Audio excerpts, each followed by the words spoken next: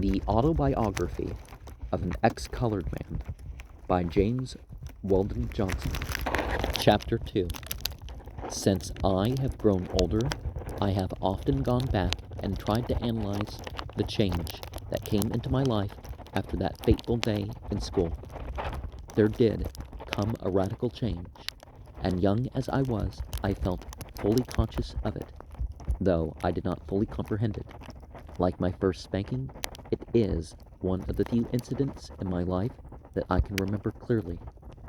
In the life of everyone, there is a limited number of unhappy experiences which are not written upon the memory, but stamped there with a die, and in long years after, they can be called up in detail, and every emotion that was stirred by them can be lived through anew.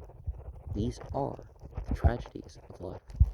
We may grow to include some of them among the trivial incidents of childhood: a broken toy, a promise made to us which was not kept, a harsh, heart-piercing word. But these too, as well as the bitter experiences and disappointments of mature years, are the tragedies of life. And so I have often lived through that hour, that day, that week, in which was wrought the miracle of my transition from one world into another.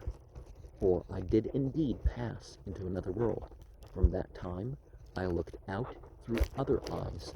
My thoughts were colored, my words were dictated, my actions limited by one dominating, all-pervading idea, which constantly increased in force and weight until I finally realized in it a great tangible fact.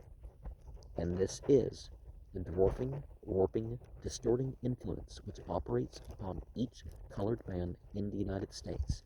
He is forced to take his outlook on all things, not from the viewpoint of a citizen, or a man, nor even a human being, but from the viewpoint of a colored man. It is wonderful to me that the race has progressed so broadly as it has, since most of its thought and all of its activity must run through the narrow neck of one funnel. And it is this, too, which makes the colored people of this country, in reality, a mystery to the whites. Now, you would think that it would be the opposite, right? Because blue and green and yellow and red are colors that come up on the white person. But much like this metaphor is used there's a movie, everybody's black and white until some experience or something like that, and they're trying to make it so everybody's black and white. So I think there's a subtle reference to the whole idea of black being called colored. It is a difficult thing for a white man to learn what a colored man really thinks, because generally the latter, an additional and different light, must be brought to bear on what he thinks, and his thoughts are often influenced by considerations so delicate and subtle that it would be impossible for him to confess or explain them to one of the opposite race. Now, there is no opposite race, much like the genders are sort of opposite in ways. This gives to every colored man, in proportion to his intellectuality, a sort of dual personality. There is one phase of him which is disclosed only in the Freemasonry of his own race. I have often watched with interest, and sometimes with amazement, even ignorant colored men, under the cover of broad grins and minstrel antics, maintained this dualism in the presence of white men. I believe it to be a fact that the colored people of this country know and understand the white people better than the white people know and understand them. I now think that this change which came into my life was at first more subjective and objective. I do not think my friends at school changed so much toward me as I did toward them. I grew reserved, I might say suspicious. I grew constantly more and more afraid of allowing myself open to some injury to my feelings or my pride. I frequently saw or fancied some slight where I am sure none was intended. On the other hand, my friends and teachers were, if anything different, more considerate of me, but I can remember that it was against this very attitude, in particular, that my sensitivities revolted. Red was the only one who did not so wound me. Up to this day, I recall with a swelling heart his clumsy efforts to make me understand that nothing could change his love for me. Of course, as a guy, that probably was words. I am sure at this time the majority of my white schoolmates did not understand or appreciate any differences between me and themselves, but there were a few who had evidently received instructions at home on the matter, and more than once they displayed their knowledge in word and action. As the years passed, I noticed that the most innocent and ignorant among the others grew in wisdom. I myself would not have so clearly understood this difference had it not been for the presence of the other colored children at school. I had learned what their status was, and now I learned that theirs was mine. I had no particular like or dislike for these black and brown boys and girls. In fact, with the exception of Shiny, they had occupied very little of my thought, but I do know that when the blow fell, I had a very strong aversion to being classed with them. So I became something of a solitary. Red and I remained inseparable, and there was between Shiny and me a sort of sympathetic bond, but my intercourse with the others was never entirely free from a feeling of constraint. But I must add that this feeling was confined almost entirely to my intercourse with boys and girls of about my own age. I did not experience it with my seniors, and when I grew to manhood, I found myself freer with elderly white people than with those near my own age. I was now about 11 years old, but these emotions and impressions which I have just described could not have been stronger or more distinct at an older age. There were two immediate results of my forced loneliness. I began to find company in books and greater pleasure in music. I made the former discovery through a big, gilt-bound, illustrated copy of the Bible, which used to lie in splendid neglect on the center table in our little parlor. On top of the Bible laid a photograph album. I had often looked at the pictures in the album, and one day, after taking the larger book down and opening it on the floor, I was overjoyed to find that it contained what seemed to be an inexhaustible supply of pictures. I looked at these pictures many times, in fact so often that I knew the story of each one without having to read the subject, and then, somehow, I picked up the thread of history on which is strung the trials and tribulations of the Hebrew children. It's understandable why Black Hebrew and other such movements have arisen.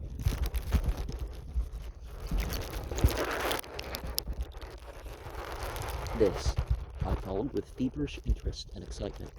For a long time, King David, with Samson, a close second, stood at the head of my list of heroes.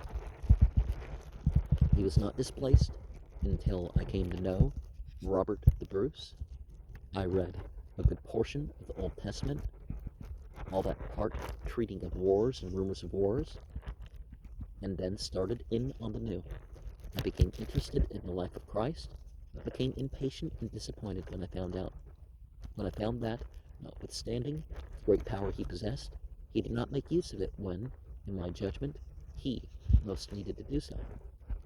And so, my first general impression of the Bible was what my later impression has been of a number of modern books, that the authors put their best work in the first part and grew either exhausted or careless toward the end. Particularly after you get past the Gospels. But the book of Revelations is interesting, particularly when it's better written in English.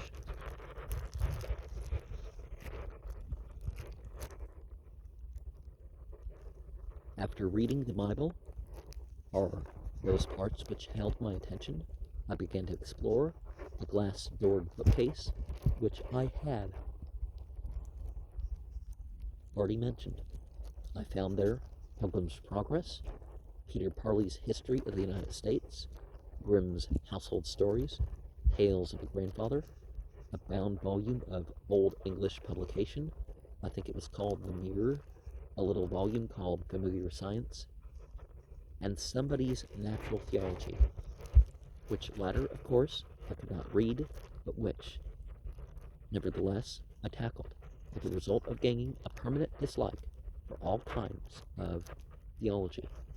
There were several other books of no particular name or merit, such as Agents Sell to People Who Know Nothing of Buying Books, How My Mother Came by This Little Library, which, considering all things, was so well suited to me, I never sought to know, but she was far from being an ignorant woman, and had herself very likely read the majority of these books, though I do not remember ever having seen her with a book in her hand, with the exception of the Episcopal prayer book.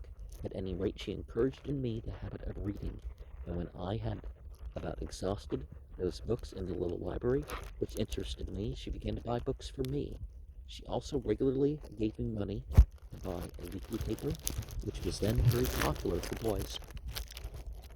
At this time, I went in for music with an earnestness worthy of mature years. A change of teachers was largely responsible for this. I began now to take lessons of the organist of the church, which I attended with my mother. He was a good teacher and quite a thorough musician. He was so skillful in his instruction and filled me with such enthusiasm that my progress, these are his words, was marvelous. I remember that when I was barely 12 years old, I appeared on a program with a number of adults at an entertainment given for some charitable purpose, and carried off the honors. I did more. I brought upon myself, through the local newspapers, the handicapping title of infant prodigy. I can believe that I did astonish my audience, for I never played the piano like a child, that is, in the 1-2-3 style with accelerated motion. Neither did I depend upon mere brilliancy of technique, a trick by which children often surprise their listeners, but I always tried to interpret a piece of music. I always played with feeling. Very early I acquired that knack of using the pedals, which makes the piano a sympathetic singing instrument, quite a different thing from the source of hard or blurred sounds it so generally is. I think this was due not entirely to natural artistic temperament, but largely to the fact that I did not begin to learn the piano by counting out exercises, but by trying to reproduce the quaint songs which my mother used to sing, with all their pathetic turns and cadences. Even at a tender age in playing, I helped to express what I felt by some of the mannerisms which I afterwards observed in great performers. I had not copied them, but I often heard people speak of the mannerisms of musicians as affections, adopted for mere effect. In some cases this may be so, but a true artist can no more play upon the piano or violin without putting his whole body in accord with the emotions he is striving to express, than a swallow can fly without being graceful. Often when playing I could not keep the tears which formed in my eyes from rolling down my cheeks. Sometimes at the end, or even in the midst of a composition, as a big boy I was, I would jump from the piano and throw myself sobbing into my mother's arms. She, by her caresses and often her tears, only encouraged these fits of sentimental hysteria. Of course, to counteract this tendency to temperamental excesses, I should have been out playing ball or in the swimming with other boys my age, but my mother didn't know that. There was only once when she was really firm with me, making me do what she considered was best. I did not want to return to school after the unpleasant episode which I have related, and she was inflexible. I began my third term, and the days ran along as I have already indicated. I had been promoted twice and had managed each time to pull Red along with me. I think the teachers came to consider me the only hope of his ever getting through school, and I believe that they secretly conspired with me to bring about the desired end. At any rate, I know it became easier in each succeeding examination for me, not only to assist Red, but absolutely to do his work. It is strange how, in some things, honest people can be dishonest without the slightest compunction. I knew boys at school who were too honorable to tell a fib, even when one would have been just the right thing, but could not resist the temptation to assist or receive assistance in an examination. I have long considered it the highest proof of honesty in a man to hand his streetcar fare to the conductor who had overlooked it. One afternoon after school, during my third term, I rushed home in a great hurry to get my dinner, to go to my music teacher's. I was never reluctant about going there, but on this particular afternoon, I was impetuous. The reason of this was I had been asked to play the accompaniment for a young lady who was to play a violin solo at a concert given by the young people of the church, and on this afternoon we were to have our first rehearsal. At that time, playing the accompaniments was the only thing in music I did not enjoy. Later this feeling grew into positive dislike. I have never been a really good accompanist because my ideas of interpretation were always too strongly individual. I constantly forced my accelerandos and rubatos upon the soloist, often throwing the duet entirely out of gear. Perhaps the reader has already guessed why I was so willing and anxious to play the accompaniment to this violin solo. If not, the violinist was a girl of 17 or 18 whom I had first heard play a short time on a Sunday afternoon at a special service of some kind, and who had moved me to a degree which now I could hardly think of as possible. At present, I do not think it was due to her wonderful playing,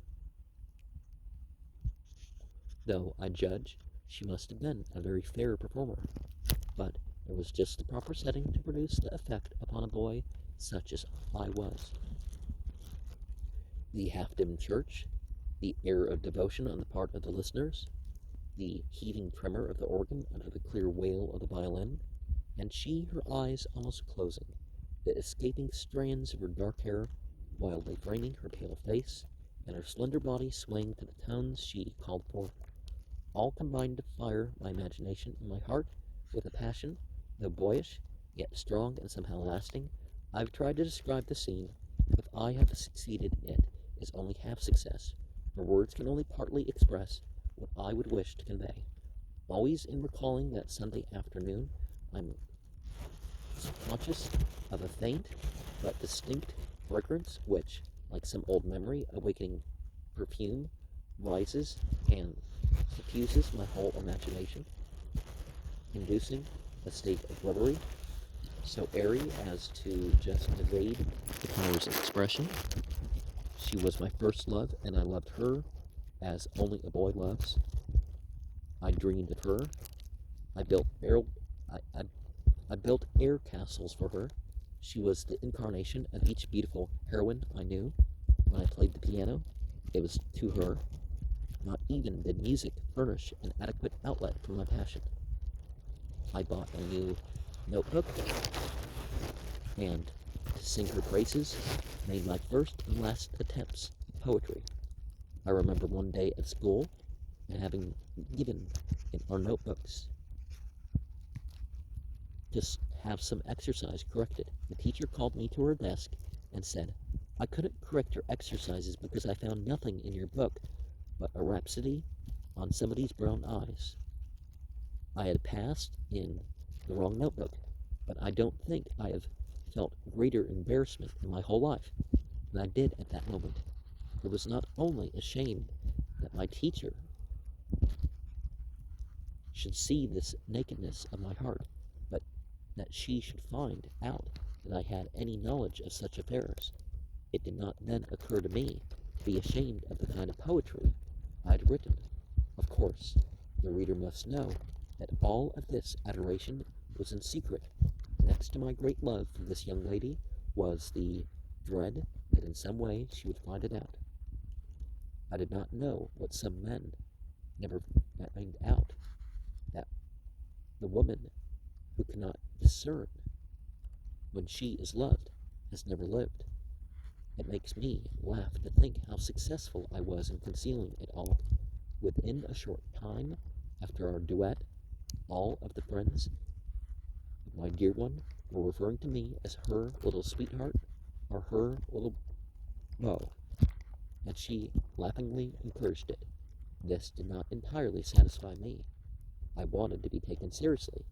I had definitely made up my mind that I should never love another woman, and that if she deceived me, I should do something desperate. The great difficulty was to think of something sufficiently desperate, and the heartless jade, how she led me on. I hurried home that afternoon, humming snatches of the violin part of the duet, my heart beating with pleasurable excitement over the fact that I was going to be near her, to have her attention placed directly upon me, that I was going to be of service to her, and in a way which I could show myself to advantage. This last consideration has much to do with cheerful service. The anticipation produced in me a sensation somewhat between bliss and fear. I rushed through the gate, took 3 steps to the house at one bound, threw open the door, and was about to hang my cap on its accustomed peg of the hall rack when I noticed that particular peg was occupied by a black derby hat. I stopped suddenly and gazed at this hat as though I'd never seen an object of its description. I was still looking at it in open-eyed wonder when my mother, coming out of the parlor into the hallway, called me and said there was someone inside who wanted to see me. Feeling that I was being made a party to some kind of mystery, I went in with her, and there I saw a man standing, leaning with one elbow on the mantel, his back partly turned toward the door. As I entered, he turned, and I saw a tall, handsome, well-dressed gentleman, perhaps 35. He advanced a step toward me with a smile on his face. I stopped and looked at him with the same feelings which I had looked with which I had looked at the derby hat, except that they were greatly magnified. I looked at him from head to foot, but he was an absolute blank to me until my eyes rested on his slender, elegant, polished shoes, and it seemed that indistinct and partly obliterated films of memory began at first slowly, then rapidly to unroll, forming a vague panorama of my childhood days in Georgia. My mother broke the spell by calling me by name and saying, "This is your father." Father, father, that was the word which had been to me a source of doubt and perplexity ever since the interview with my mother on the subject. How often I had wondered about my father, who he was, what he was like, whether alive or dead, and above all, why she would not tell me about him. More than once I had been on the point of recalling to her the promise she had made me, but I instinctively felt that she was happier for not telling me, and that I was happier for not being told. Yet I had not the slightest idea what the real truth was, and here he stood before me, just the kind of looking father I'd wishfully pictured him to be. But I made no advance toward him. I stood there feeling embarrassed and foolish, not knowing what to say or do. I am not sure but that he felt pretty much the same. My mother stood at my side with one hand on my shoulder, almost pushed me forward, but I did not move. I can well remember the look of disappointment, even pain, on her face, and I can now understand that she could expect nothing else but that at the name father I should throw myself into his arms. But I could not rise to this dramatic, or better, melodramatic climax. Somehow, I could not arouse any considerable feeling of need for a father. He broke the awkward tableau by saying, "Well, boy, aren't you glad to see me?" He evidently meant the words kindly enough, but I don't know what he could have said that would have had a worse effect. However, my good breeding came to my rescue, and I answered, "Yes, sir," and went to him and offered him my hand. He took my hand into one of his, and with the other stroked my head, saying that I had grown into a fine youngster. He asked me how old I was, which of course he must have done merely to say something more, or perhaps he did so as a test of my intelligence. I replied, 12, sir. He then made the trite observation about the flight of time as we lapsed into another awkward pause. My mother was all in smiles. I believe that was one of the happiest moments of her life, either to put me more at ease or to show me off. She asked me to play something for my father. There is only one thing in the world that can make music at all times and under all circumstances, up to its general standard. That is a hand organ, or one of its variations. I went to the piano and played something in a listless, half-hearted way. I simply was not in the mood. I was wondering while playing when my mother would dismiss me and let me go, but my father was so enthusiastic in his praise that he touched my vanity, which was great, and more than that, he displayed that sincere appreciation which always arouses an artist to his best effort, and too, in an unexplainable manner, makes him feel like shedding tears. I showed my gratitude by playing for him a Chopin waltz with all the feeling that was in me. When I had finished, my mother's eyes were glistening with tears. My father stepped across the room, seized me in his arms, and squeezed me to his breast. I am certain that for that moment he was proud to be my father. He sat and held me standing between his knees while he talked to my mother. I, in the meantime, examined him with more curiosity, perhaps, than politeness. I interrupted the conversation by asking, "Mother, is he going to stay with us now?" I found it impossible to frame the word father. It was too new to me, so I asked the question through my mother. Without waiting for her to speak, my father answered, "I've got to go back to New York this afternoon, but I'm coming to see you again." I turned abruptly and went over to my mother, and almost in a whisper reminded her that I had an appointment which I should not miss. To my pleasant surprise, she said that she would give me something to eat at once so that I might go. She went out of the room, and I began to gather from off the piano the music I needed. When I had finished, my father, who had been watching me, asked, "Are you going?" I replied, "Yes, sir.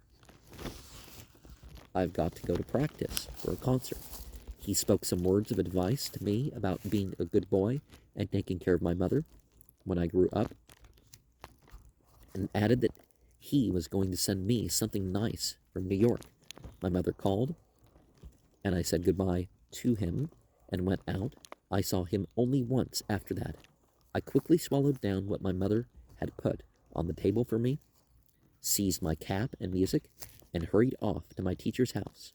On the way, I could think of nothing but this new father, where he came from, where he had been, and why he was there.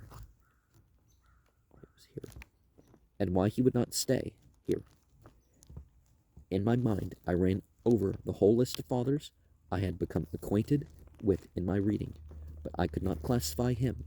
The thought did not cross my mind that he was different from me, and even if it had, the mystery would not thereby have been explained, for notwithstanding my changed relations with most of my schoolmates, I had only a faint knowledge of prejudice, and no idea at all how it ramified and affected the entire social organism. I felt, however, that there was something about the whole affair which had to be hid. When I arrived, I found that she, with the brown eyes, had been rehearsing with my teacher. I was on the point of leaving. My teacher, with some expressions of surprise, asked why I was late. I stammered out the first deliberate lie of which I have any and I stammered out the first deliberate lie of which I have any recollection. I told him that when I reached home from school, I found my mother quite sick, and that I had stayed with her a while before coming. Then, unnecessarily and gratuitously, to give my words force of conviction, I suppose I added, I don't think she'll be with us very long. In speaking these words, I must have been comical, for I noticed that my teacher, instead of showing signs of anxiety or sorrow, half hid a smile. But how little did I know that in that lie I was speaking a prophecy. She of the brown eyes unpacked her violin, and we went through the duet several times. I was soon lost to all other thoughts in the delights of music and love. I say delights of love without reservation, for at no time of life is love so pure, so delicious, so poetic, so romantic, as it is in boyhood. A great deal has been said about the heart of a girl when she stands where the brook and river meet, but what she feels is negative. More interesting is the heart of a boy when, just at the budding dawn of manhood, he stands looking wide-eyed at the long vistas opening before him, when he first becomes conscious of the awakening and quickening of strange desires and unknown powers, when what he sees and feels is still shadowy and mystical enough to be intangible, and so more beautiful when his imagination is unsullied and his faith new and whole. Then it is that love wears a halo. The man who has not loved before he was 14 has missed a foretaste of Elysium, the paradise of the Greeks. When I reached home, it was quite dark, and I found my mother, without a light, sitting rocking in a chair, as she so often used to do in my childhood days, looking into the fire and singing softly to herself. I nestled close to her, and with her arms around me, she haltingly told me who my father was. A great man, a fine gentleman. He loved me, I loved her very much. He was going to make a great man of me. All she said was so limited by reserve and so colored by her feelings that it was but half truth. And so I did not yet fully understand.